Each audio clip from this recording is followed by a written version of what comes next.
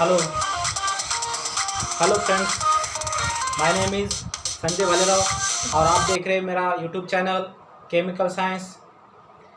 मैं आज आपको 11th साइंस का फर्स्ट चैप्टर केमिस्ट्री का जो है some basic concept of chemistry वो पढ़ाने जा रहा हूँ। बहुत ही इम्पोर्टेंट टॉपिक है और हमें केमिस्ट्री समझने के लिए इसे पढ़ना ज़रूरी है।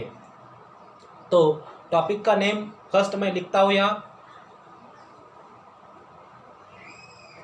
Some basic concept of chemistry, some basic concept of chemistry।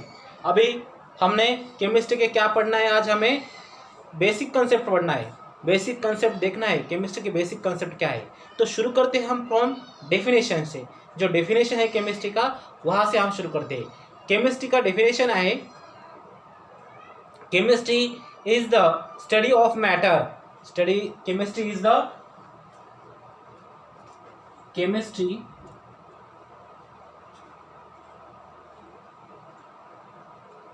the study of matter, its physical and chemical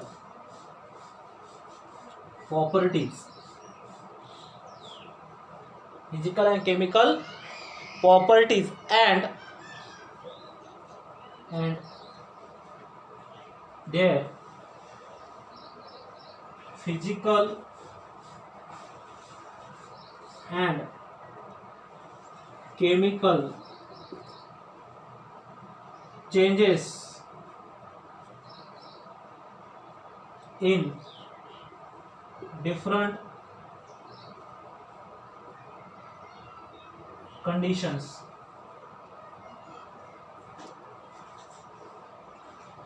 तो देखो डेफिनेशन क्या है केमिस्ट्री का।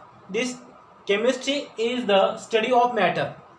Chemistry is the study of matter in its physical and chemical properties, और उसके chemical और physical properties भी यहाँ स्टडी करने हैं, और and there chemical and physical changes, उसमें जो केमिकल और फिजिकल चेंजेस है ये भी हमें यहाँ देखना है।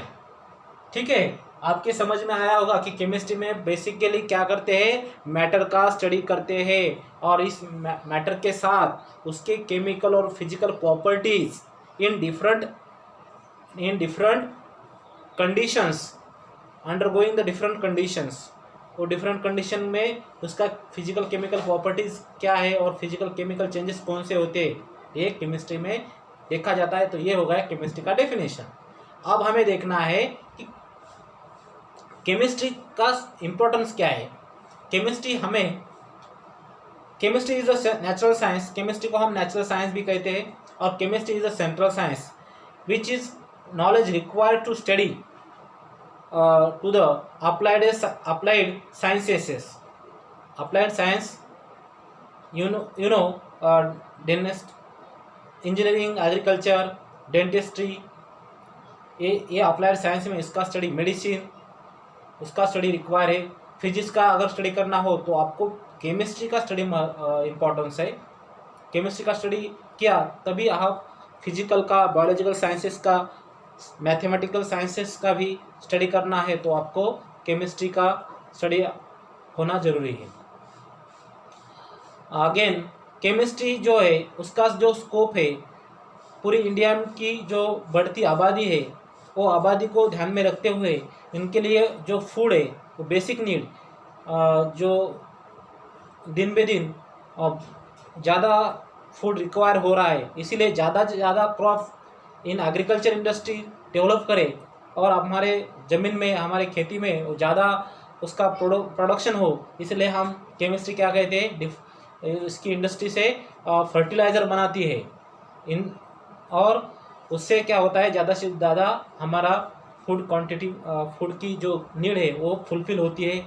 अगर केमिस्ट्री का स्कोप देखें, हम अगर चाहे सांस भी ले रहे हैं तो उसमें भी हम ऑक्सीजन लेते हैं, अगर हम ड्रिंक भी पी रहे हैं तो उसमें हम जो फ्लूइड ड्रिंक कर रहे हैं वो फ्लूइड भी केमिस्ट्री में उसका स्टडी किया जाएगा, और सभी ज़रूरत हमें केमिस्ट्री से फुलफिल होती है। इसीलिए केमिस्ट्री का स्टडी करना और उसके बेसिक कंसेप्ट को समझना ये हमारे लिए बहुत इम्पोर्टेंट बात है।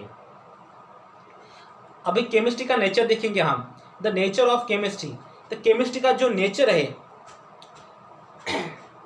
केमिस्ट्री अगर क्लासीफाइड करेंगे हम तो उसके अगेन 5 ब्रांच में केमिस्ट्री को क्लासीफाई कर सकते हैं। 5 ब्रांच कौन कौन से हैं? एक है ऑर्गेनिक, दूसरा है इनऑर्गेनिक, तीसरा फिजिकल, चौथा बायोकेमिस्ट्री, पांचवा एनालिटिकल केमिस्ट्री। ये मेन 5 ब्रांच है केमिस्ट्री के। कितने ब्रांच है? 5 ब्रांच है केमिस्ट्री के।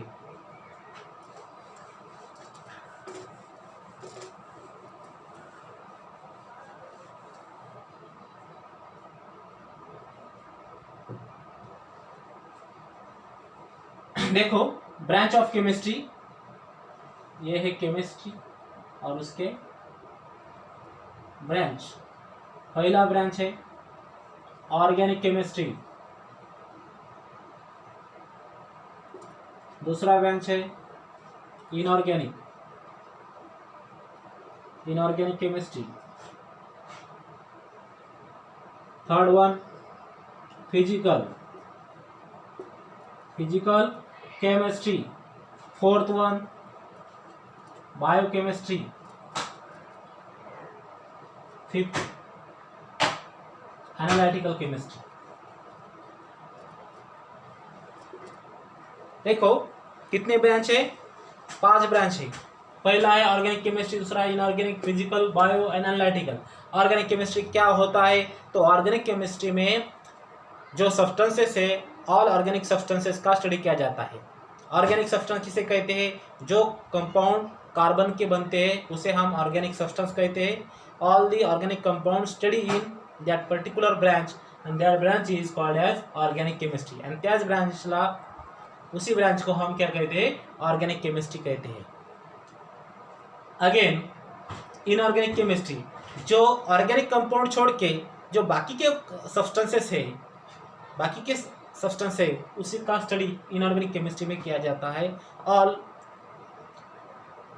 Elements and there study include in inorganic chemistry. और ऑर्गेनिक कंपाउंड छोड़ के बाकी के सभी का स्टडी इनऑर्गेनिक में होता है। फिजिकल केमिस्ट्री में क्या होता है? तो फिजिकल केमिस्ट्री जो है उसमें हम लॉस पढ़ते हैं, एनर्जी पढ़ते हैं, थर्मोडायनामिक नेचर पढ़ते हैं और वेरियस थ्योरम इसमें पढ़ते हैं फिजिकल केमिस्ट्री में।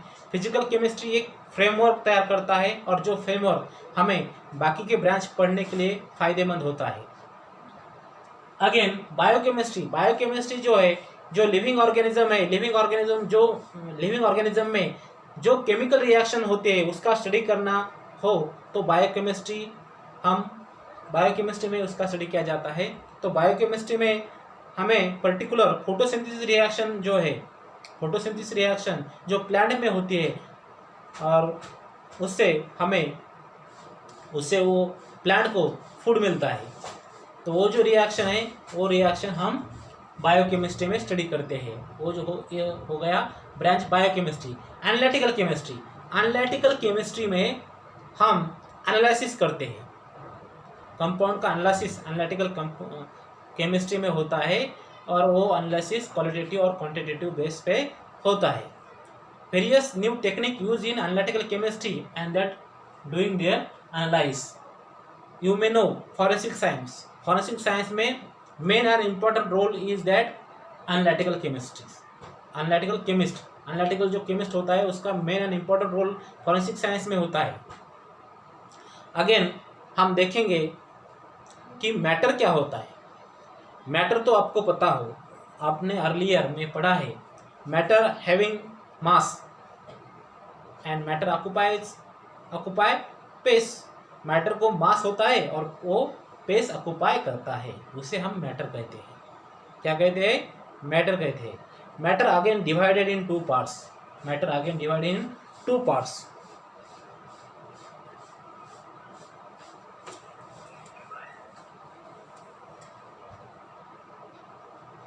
matter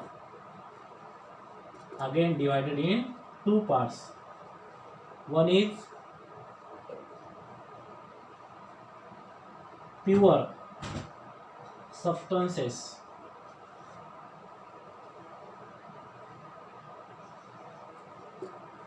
second is mixture. Matter के कितने पार्ट्स है? दो पार्ट्स है, एक है प्योर सब्सटेंसेस है और दूसरा कौन सा है? मिक्सचर है। अब ये प्योर सब्सटेंसेस क्या है? प्योर सब्सटेंसेस क्या है? जो प्योर सब्सटेंसेस होते हैं उसमें डेफिनेट केमिकल कंपोजिशन होता है। डेफिनेट केमिकल कंपोजिशन होता है। They always have the same properties regarding their origin. They always having the same properties और रिगार्डिंग देयर ओरिजिन, जहाँ से वो बना है वहाँ से उसकी सेम प्रॉपर्टी होती है। Mixture have not definite proportion. Mixture जो होता है उसमें डेफिनेट प्रोपोर्शन नहीं होता है और ये प्योर सब्सटेंस में डेफिनेट कंपोजिशन होता है। अगर हम एग्जांपल देंगे तो प्योर मेटल जो है, प्योर मेटल का क्या, ये प्योर सब्सटेंसेस में आते हैं। डिस्टिल वाटर ये भी प्योर मेटल में आता है। डिस्टिल वाटर प्योर मेटल में आता है। अभी मिक्सचर का देखेंगे तो इसका एग्जांपल है पेंट। इसमें डेफिनेट कंपोजिशन नहीं होता। पेंट जो है उसमें ऑयल है, एडेसिव है और पिगमेंट है। आगे दूसरा एग्जांपल अगर मिक्सचर का लेंगे तो कंक्रीट, उसमें सैंड होती है, सीमेंट होती है और वाटर होता है। ये मिक्सचर है। मिक्सचर दो तरह के होते हैं, टू टाइप्स होता है मिक्सचर में। कौन से टाइप होते हैं? एक होता है होमोजीनियस और दूसरा होता है हिट्रोजीनियस। होमोजीनियस और हिट्रोजीनियस, बहुत इंपॉर्टेंट बात है, होमोजीनियस और हिट्रोजीनियस। जो होमोजीनियस होते हैं, होमोजीनियस में क्या होता है कि दो सब्सटेंस एक डेफिनेट फॉर्म में यूनिफॉर्म फेज फॉर्म करते हैं। For example in this glass we take a milk and we add into the water. They form uniform phase. That may say that homogeneous mixture. हम उसे क्या कहते हैं? homogeneous mixture कहते हैं। homogeneous mixture it means that a solvent, वो क्या होता है? सॉल्वेंट होता है। उसमें के दो जो फेज होते हैं उसे हम आइडेंटिफाई नहीं कर सकते क्या? मिल्क में अगर वाटर ऐड किया तो उसमें से मिल्क और कौन सा है और वाटर कौन सा है अलग हम पहचान सकते हैं क्या? नहीं पहचान सकते। वो यूनिफॉर्म फेज होती है, उसमें आइडेंटिफाई नहीं कर सकते, इसीलिए हम होमोजेनस कहते हैं उसे। और जो हिट्रोजेनस होता है उसमें के जो फेज होते हैं वो डिफरेंट रहते हैं, वो यूनिफॉर्म नहीं होते हैं, इसे हम हिट्रोजेनस कंपाउंड कहते हैं। फॉर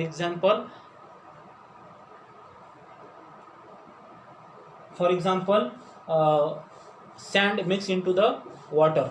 अगर हम वाटर में सैंड मिक्स करेंगे तो उसका जो मिक्सचर होगा वो हिट्रोजेनस होगा, वो मिक्स नहीं होगा, तो उसे हम हिट्रोजेनस कहते हैं। Sand mix into the water, वो सैंड अलग रहेगा और वाटर अलग रहेगा, वो यूनिफॉर्म फेज फॉर्म नहीं करेगा, तो वो जो मिक्सचर रहेगा वो में हिट्रोजेनस कहते हैं। और जो होमोजेनस मिक्सचर है उसे हम क्या कहते हैं? सॉल्वेंट कहते हैं। क्या कहते हैं? सॉरी, इसे क्या कहते हैं? सोल्यूशन कहते हैं। क्या कहते हैं? सोल्यूशन। होमोजेनस मिक्सचर को क्या कहते हैं? सोल्यूशन कहते हैं। सोल्यूशन में दो फेज रहते हैं, एक सॉल्वेंट होता है और एक क्या होता है? सोल्यूट होता है। एक होता है सॉल्वेंट और दूसरा होता है सोल्यूट।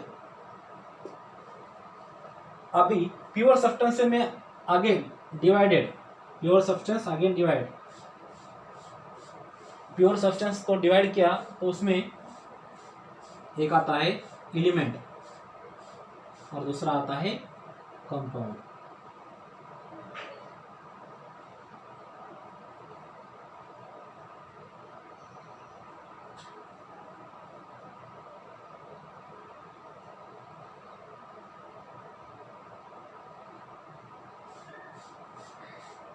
एलिमेंट और कंपाउंड। एलिमेंट क्या होते हैं, अगर एलिमेंट का देखें तो एलिमेंट आर, देखो elements are pure substances which cannot be broken down into simpler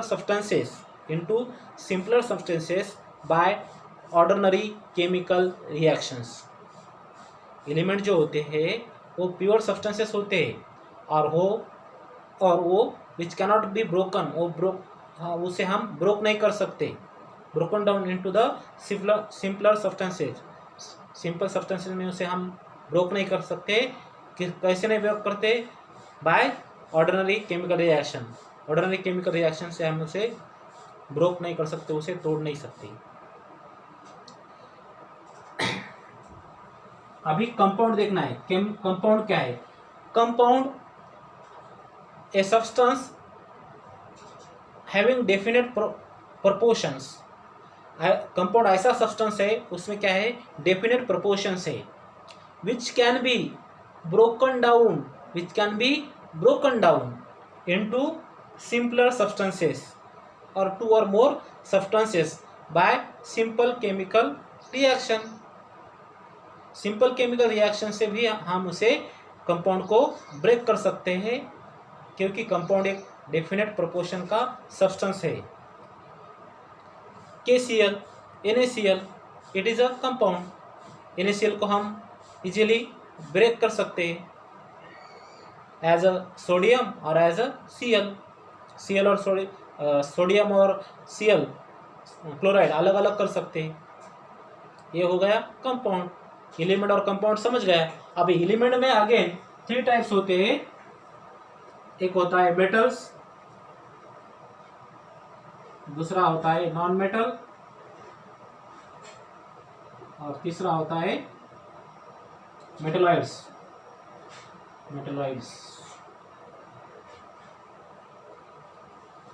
अभी जो मेटल्स है, मेटल किसको कहते हैं, मेटल जो है उसमें लस्टर होता है, मतलब वो शाइनी होते हैं।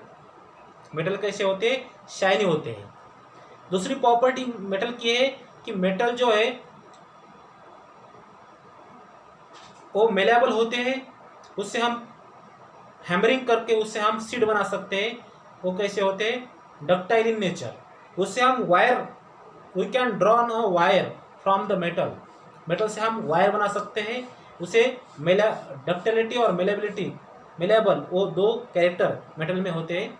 Again metal are the good conductor of heat and electricity, metal ये हीट और इलेक्ट्रिसिटी के गुड कंडक्टर होते हैं। इसका एग्जाम्पल है मेटल का आयरन, गोल्ड, सिल्वर, कॉपर, ये क्या है, मेटल है।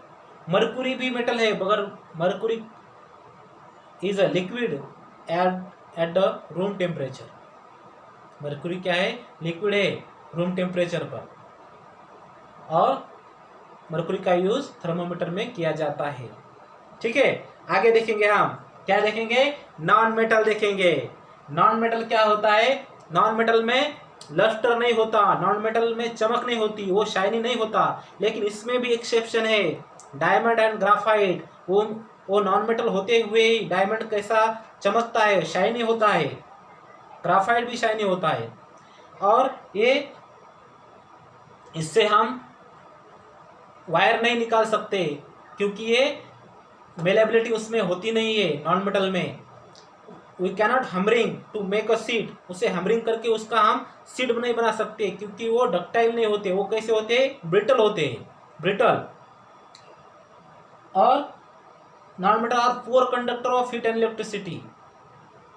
एक एक्सेप्शन है इसमें, graphite are the good conductor of heat and electricity, but graphite it is the exception of non-metal. Metalloids क्या होते हैं, अरे दोस्त मेरे फ्रेंड्स, मेटलॉइड्स किसे कहते हैं कि जो मेटल और नॉन मेटल की प्रॉपर्टी शो करते हैं, उसे हम मेटलॉइड्स कहते हैं। दोनों की प्रॉपर्टी शो करना, इसे मेटलॉइड्स कहते हैं। ये हो गया मैटर का क्लासिफिकेशन। आगे देखेंगे हम स्टेट ऑफ मैटर। मैटर की स्टेट भी होती है। मैटर की 3 फिजिकल स्टेट होती है। कितनी? 3 फिजिकल स्टेट। इन 3 पहली है स्टेट ऑफ मैटर, सॉलिड। दूसरी है लिक्विड और लास्ट है गैस। देखो सॉलिड जो है, सॉलिड के जो कंस्टिट्यूएंट पार्टिकल है वो they are very close to each other and they tightly bonded. They are tightly bonded and they having a regular arrangement. That's why solid possess geometry and volume. Next, liquid. Liquid is the second physical state of matter, and that having that constituent particle, they are very close and they having volume, mass and volume. But they liquid particle, they are the most around them, they are the most, because they are come close to each other, but they have not a strong force like a solid. They have not a strong arrangement like that solid. They occupied a volume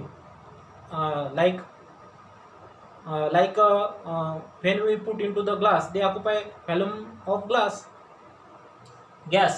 Gas particles, they apart from each other and they can move freely into the air. Okay, thank you. बाकी का जो है हम next lecture में देखेंगे। अगर आपको ये मेरा वीडियो पसंद आया हो, प्लीज़ लाइक, शेयर और सब्सक्राइब कीजिए। Okay, thanks.